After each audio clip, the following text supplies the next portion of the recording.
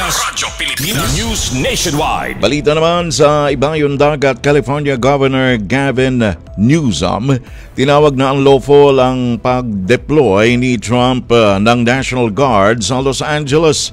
Mula sa Radyo Pilipinas World Service, naritong report ni Jay Arevalo. Radyo Pilipinas. Radyo Pilipinas. Report. Tinawag na unlawful ni California Governor Gavin Newsom ang deployment ng mga tropa ng National Guard sa mga lansangan ng Los Angeles nitong linggo upang tumulong na pigilan ang ikatlong araw ng mga protesta sa pagpapatupad ng imigrasyon ni US President Donald Trump. Ayon kay Governor Newsom, hiniling niya sa administrasyon ni Trump na bawiin ang utos nito na magtalaga ng 2,000 tropa ng National Guard sa county ng Los Angeles dahil ito'y labag sa batas. Inakusahan din ni Newsom si Trump na sinusubukang gumawa ng isang krisis at lumalabag sa soberanya ng estado ng California. Sinasabi naman ng memo ni Trump na pansamantalang poprotektahan ang US Immigration and Customs Enforcement at iba pang tauhan ng US government na gumaganap ng mga federal na tungkulin, kabilang ang pagpapatupad ng federal law at upang protektahan ng federal property sa mga lugar kung saan nagaganap ang mga protesta laban sa mga tungkuling ito.